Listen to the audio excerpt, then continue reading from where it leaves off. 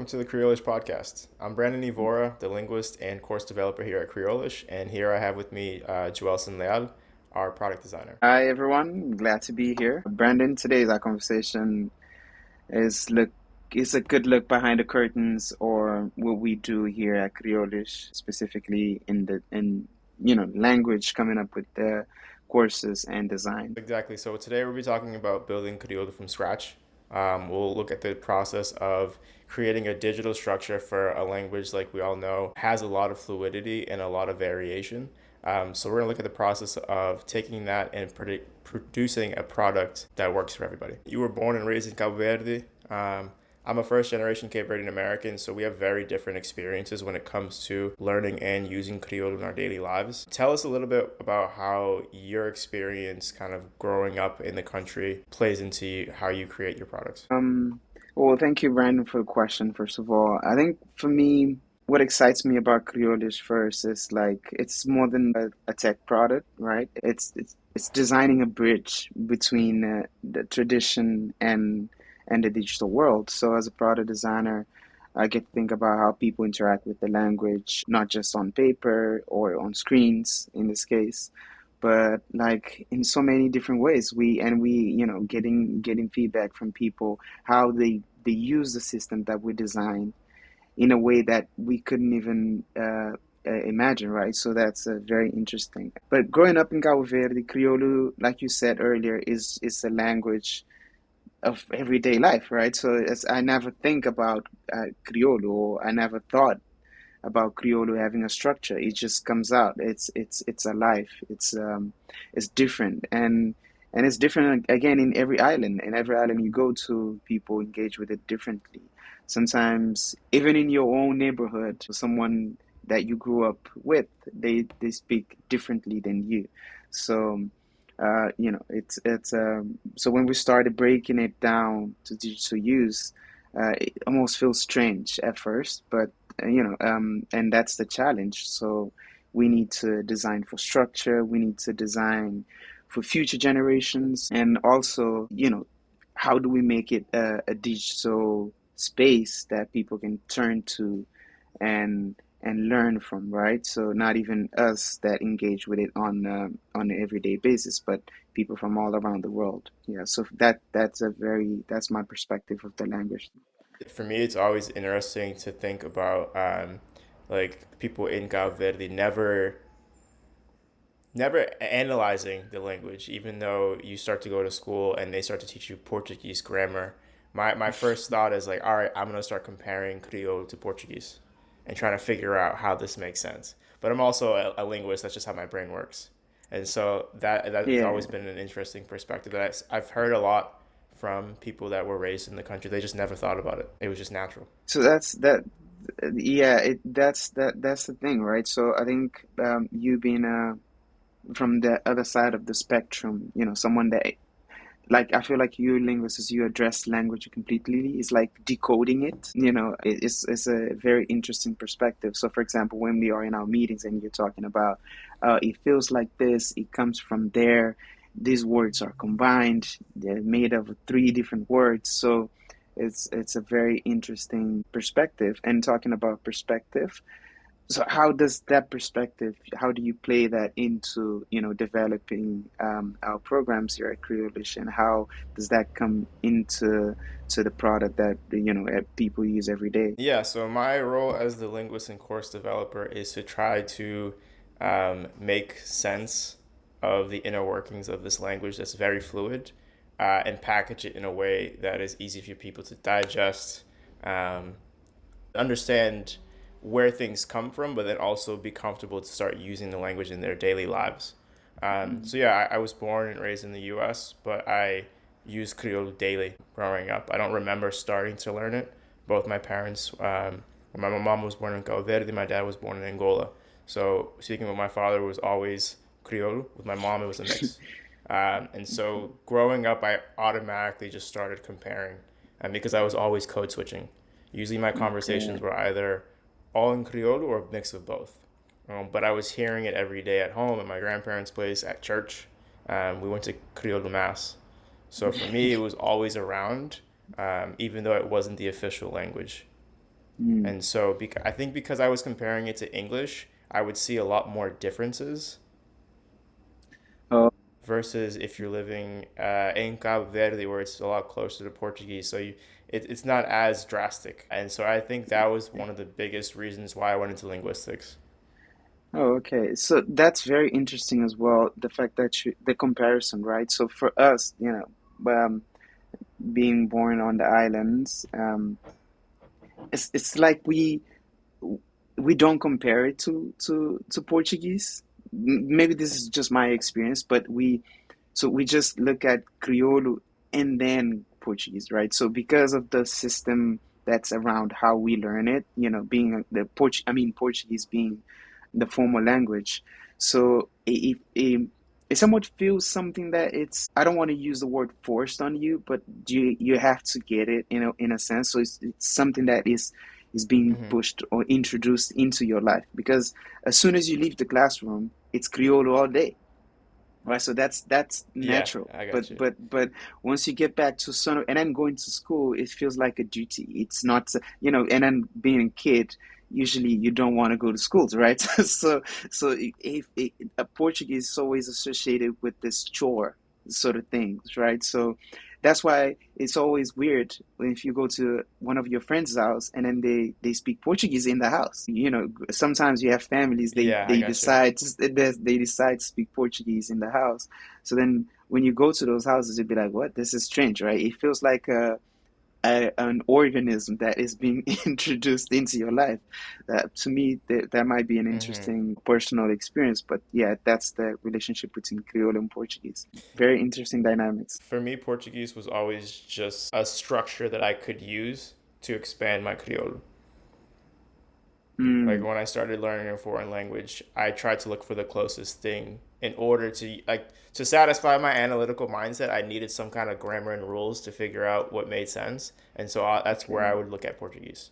But growing up learning Criollo, I never learned how to analyze the syntax of it. It was just, Mm. this is how my dad says this. This is how my grandmother says this. All right, cool. And you just learn naturally expressions and words that way. And then growing up in Brockton, you learn these Americanized Criollo words to deal with things that you don't talk about in Cabo Verde. No, that's very interesting, because just the other day, a friend of mine was asking me, in Creole, how do we distinguish singular and plural, right? So I was like, I don't know, because it's it's not something I think about. It just comes out, right?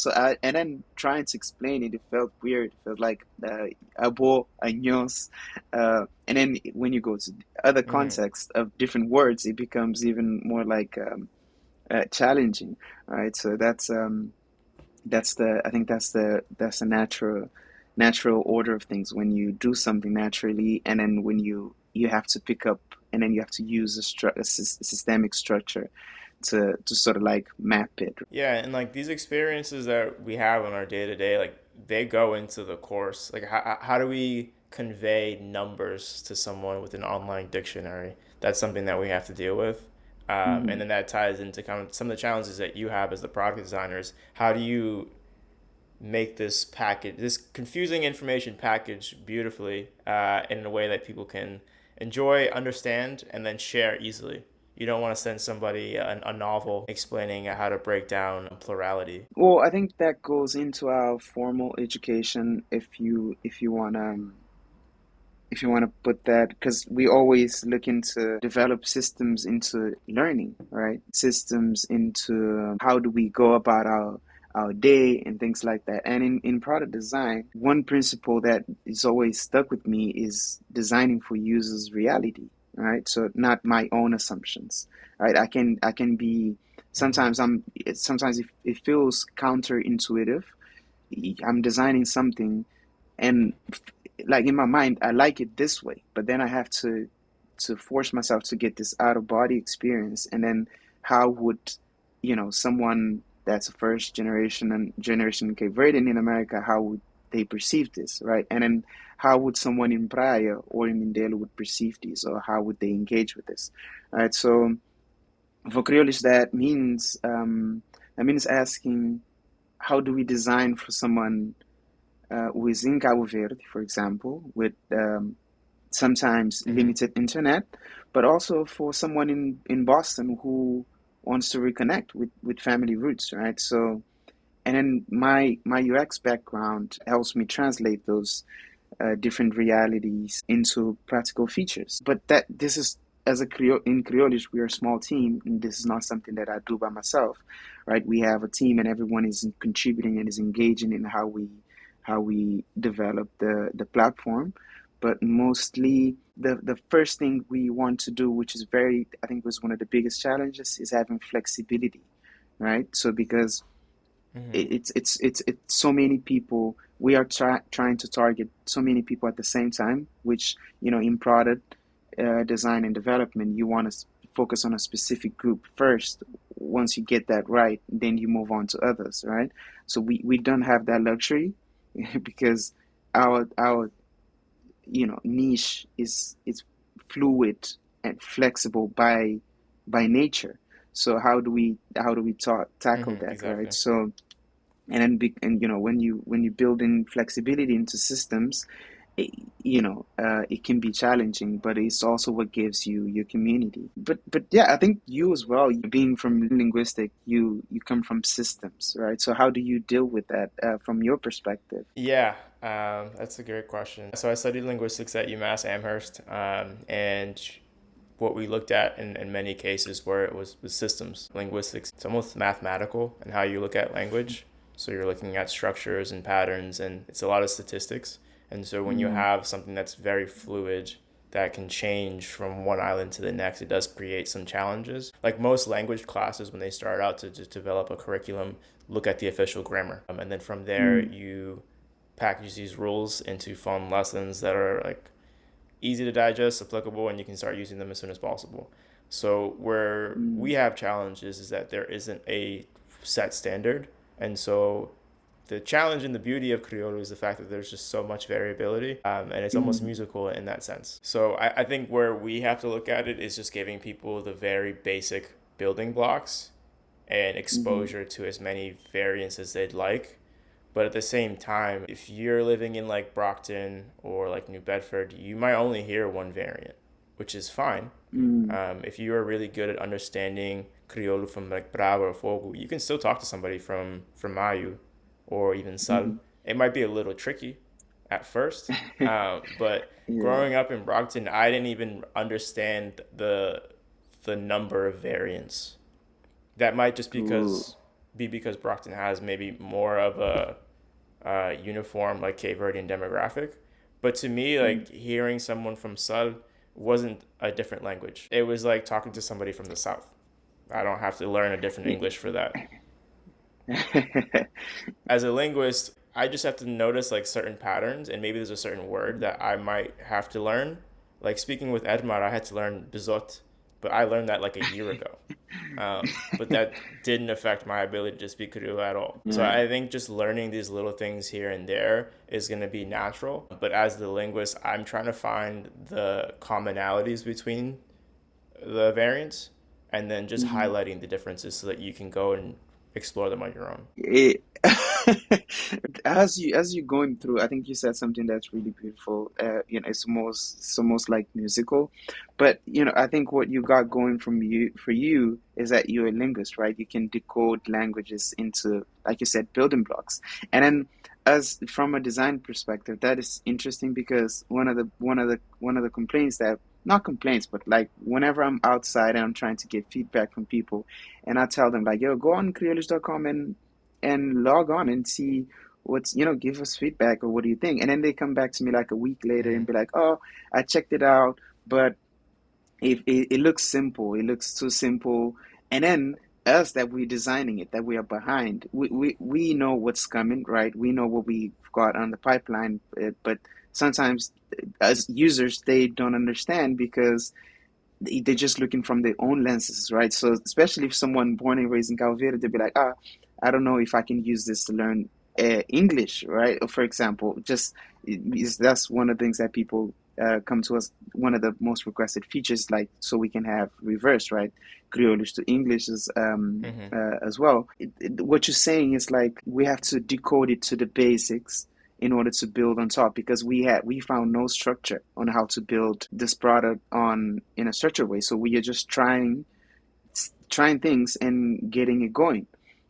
So then people with that, people come to us a lot and say, this is simple. It needs to do this. It needs to do more. But then sometimes they forget that I don't think it's their job, right? So that we're just creating this thing from scratch, like you said earlier, and figuring out what works and what not, and dealing with the fluidity or flexibility of the language is sensible work. And you don't want to offend any It's island as well. exactly. Yeah, yeah. Yeah, it's simple by design. I think if we got way too nitty gritty and too specific on the courses, it would end up us giving you one variant and saying this is the official one that we all need to learn. Mhm. That would go horribly given Cape Verdean culture. So I remember I talked to Yes. my uncle and he said, make sure you don't use the word most popular. It's the one that most people speak. There's no bias there. And so it's simple Yeah. by design. We're giving you the foundations so that you can go and speak with whoever you speak with. If most of the people you Mhm. know are from Sal or from San Vicente, that's where your Criollo is probably going to deviate towards, which is fine. You'll still be able to understand other people. So Yeah. again, I think looking at it like the most simple things to give you the tools to go use it as soon as possible. I don't want you taking the course for a year before you have a conversation with someone.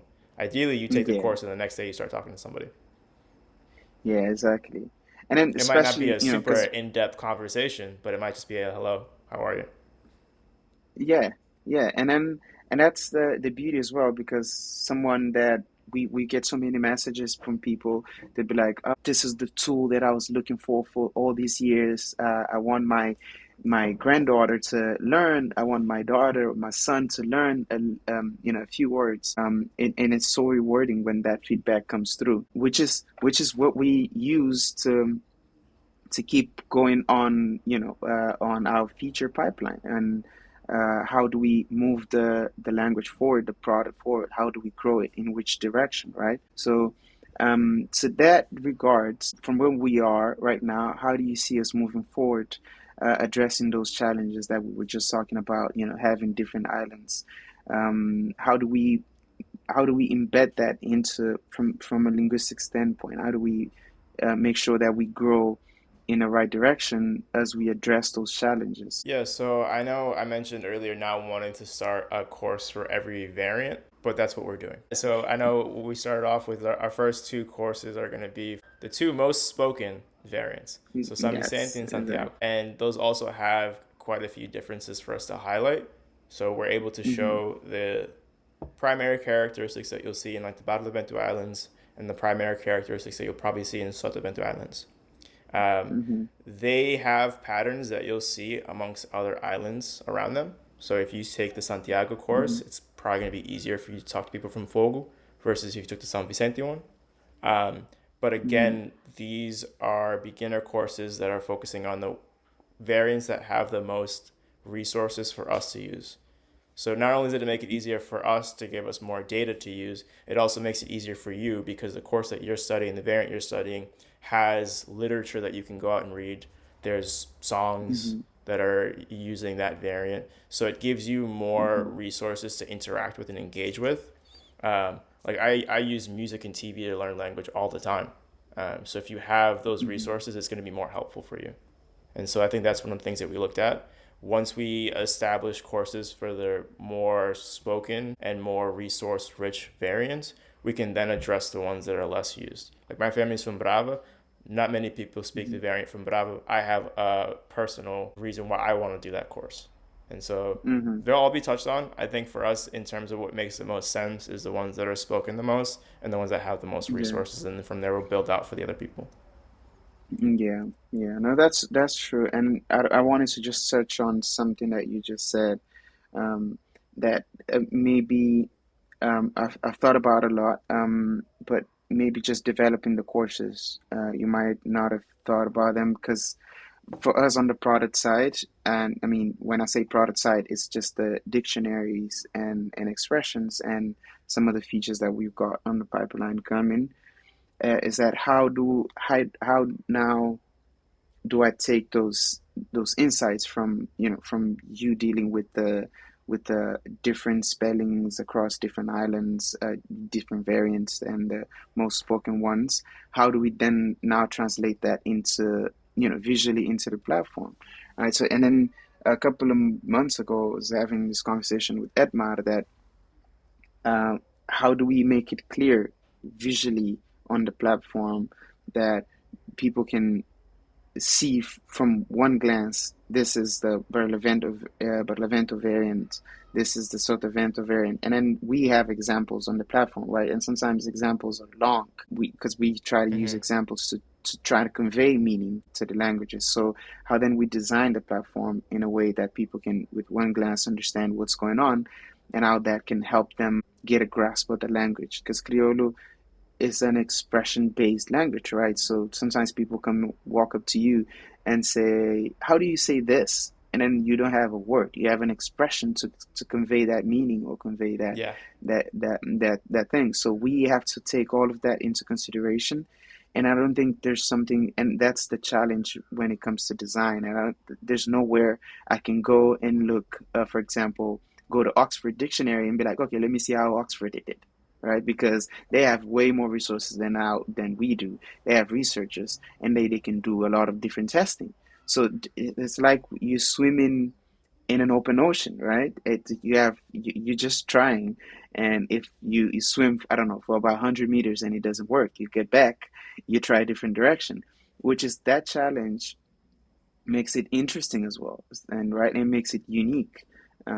So, and I'm looking forward to implement stuff that's coming from your end in terms of developing a course, developing a structure into the product itself. Yeah, no, I agree. I think there are some challenges that we face as a minority language that other languages Hmm. definitely don't. Thankfully, we're able to very loosely use Portuguese resources. Like that was something I Mm. used when I was looking at like grammar and explaining that kind of those concepts. Hmm. Because at the end of the day, Criollo is a Portuguese-based Creole.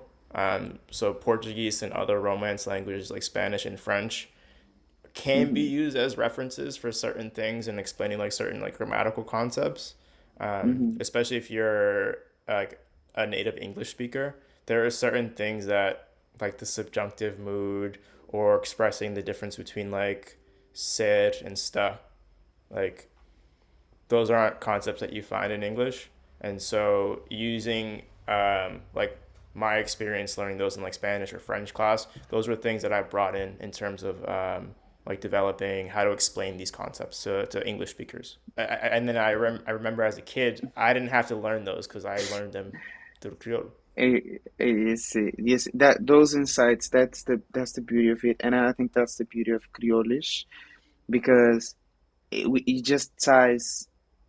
We're not only designing and developing for a structure or system, we are designing and implementing and developing for emotions, right? So, like if we just think about our challenges systemically and structurally, I think, the emotion side of learning a language, a culture would be lost in the process. And that's not what we want to do. We've had people come walking up to us and say, hey, we use your product as a game. Like, how do you use our product as a game? Like, oh no, there's a group, a family, five or six people. We are just looking on Kriolish, like, how do you say this? And then how do you say that? And it becomes like a traditional, passing Mm-hmm. of expressions. And sometimes people go online and they trying to find expression and it's not there. They submit one. So that's we have to take all of that into consideration. And we have to do it across the board. I mean, on the platform and as well on social media, to make sure that we connect with people emotionally as well. So yeah, I think that's the beautiful side of the work that we do. And It's very collaborative where we not only are we representatives of our target demographic, like a mhm, lot of the challenges that I'm trying to address in learning Creole were ones that I went through myself or I see my younger brothers dealing with today. Like my youngest brother doesn't speak Kriolu as much as I do. And so I'm able to look at like, I'll talk to him and try to see what he understands, see where there's confusion, and then I address that on the course. So I get to do very like real time experimentation on the target demographic, or I can just go to Vicente and Brockton.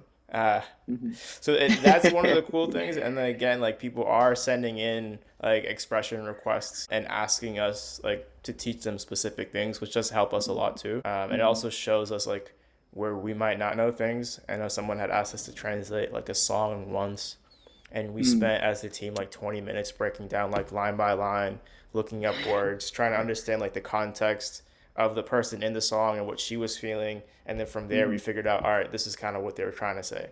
Yeah. All an approximation, but at the same time, like that's what language is. You're trying to approximate communicating with someone, and you'll Yeah. eventually agree on like how to say something.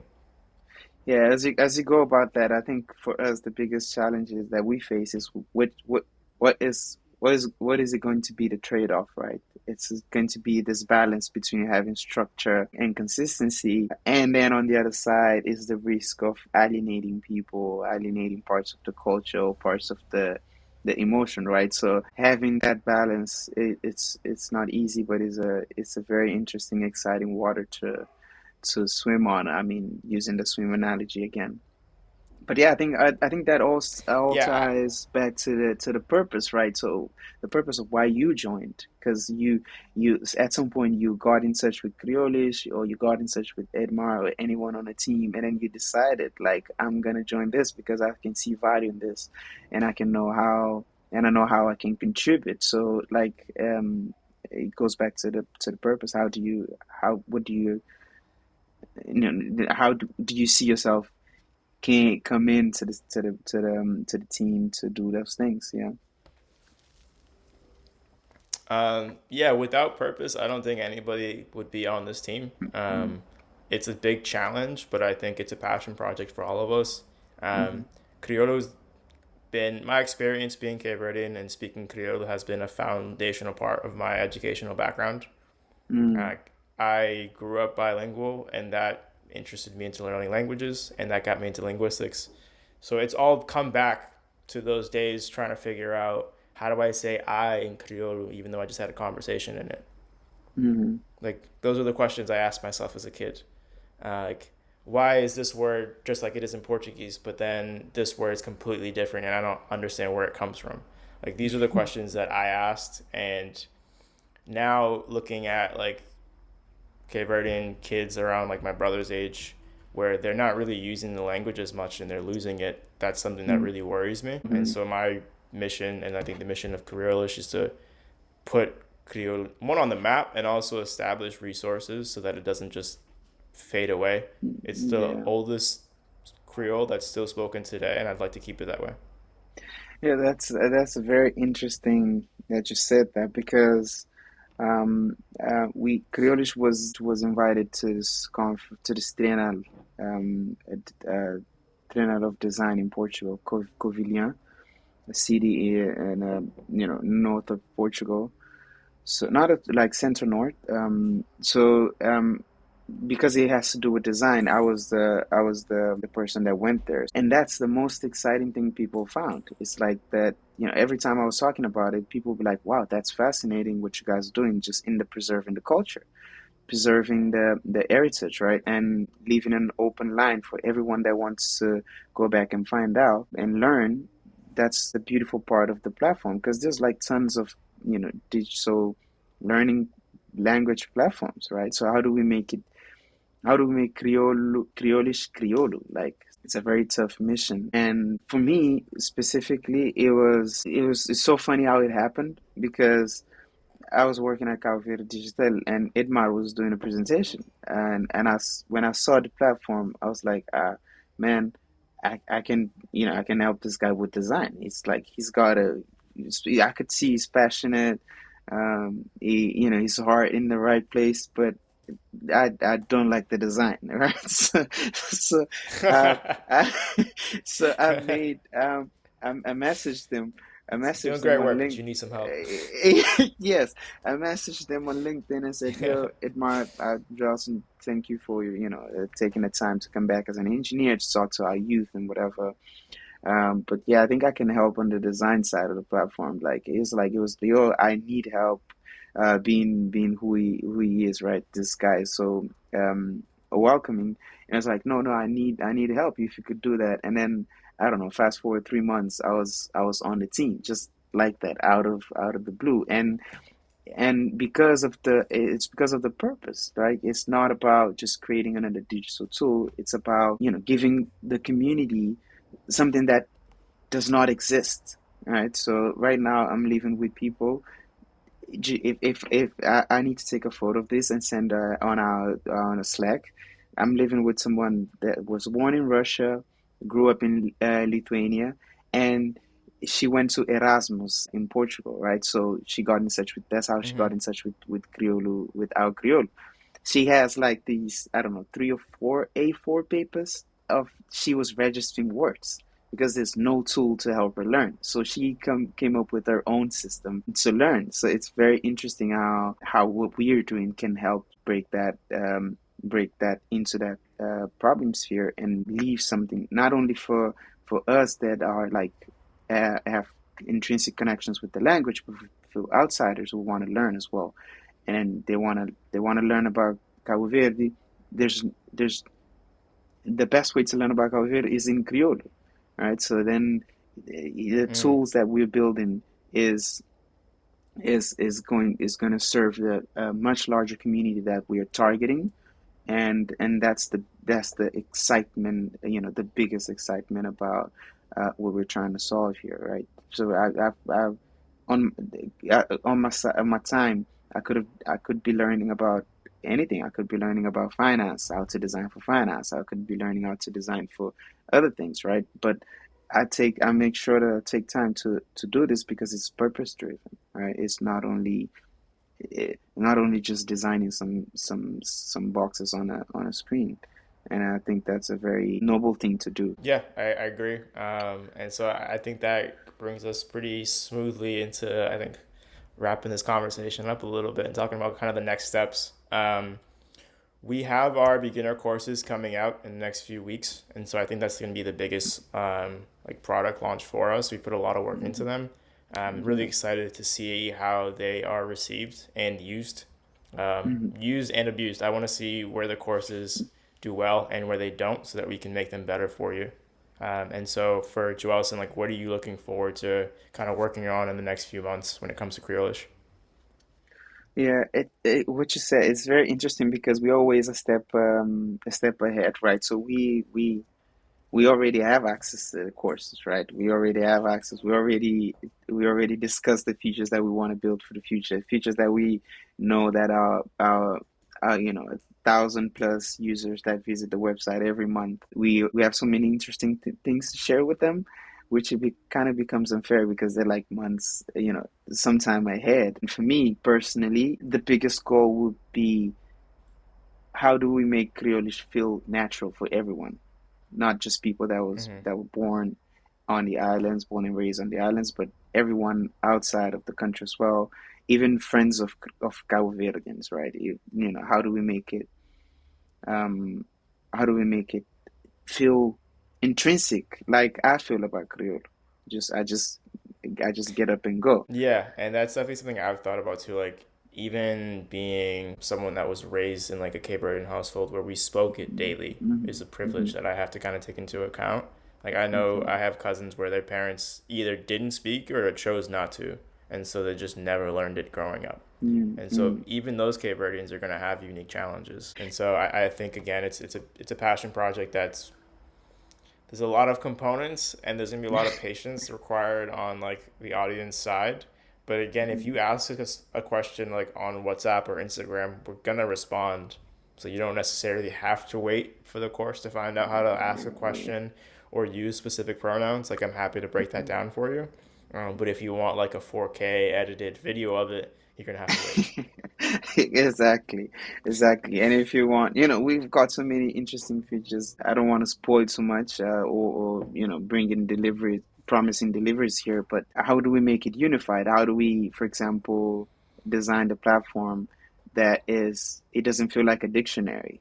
Imagine a place that you can just go and type what you want to Hmm. learn, and then it's either expression, it's either word, or is it a course, right? So how do we integrate all of that into the system to make it feel natural, the way Criollo is, right? That's the that's the big goal. So what can we give you to make you feel natural while learning Creole, right? So that's the big question that we are trying to solve here at Hmm. Kriolish, and that is a big challenge that we're gonna it's in order to get it right, because there's so many people trying to do what we do out there, and frankly we don't believe they're taking the best approach about it, but I'm not saying we're taking the best, but we are doing the best we can to give you Hmm. features that we think not only us but the community is asking for. um, so yeah, we're just gonna have to be, like Brandon said, patient as we roll out these things. But we think you're gonna love it once it's in your hands. Agree. Well, thank you, Joelson, for joining me today as we talk about building Kriolu from scratch. Yeah, no, it's a pleasure, man. It's not only like just because on a rush of the day to day, right? We on our communication tools. We talk to each other. We have our meetings, but like it's nice, to get a glimpse into how you were raised and things like that. Yeah, so if you want to listen to more episodes, we have a few episodes already out. There are more podcasts coming where you can hear about other members on the team and their experience learning and using Kriolu daily. Check out our website, our Instagram. We have a WhatsApp group as well where we have people all over the world really collaborating and learning Kriolu together and asking each other questions. We had some great stories. A lot of like really surprising people sharing photos of like CV festivals in like Rotterdam Mhm. and other countries where we have really big diaspora communities that are a little unknown to I think the Yeah. average Cape Verdean like Brockton. Yeah. Well, thank you. Also, feel free to reach out if if you have any ideas on how we can improve the products that we have out there. It's always easy to reach out on the platforms that Brandon's mentioned before. So yeah, thank you.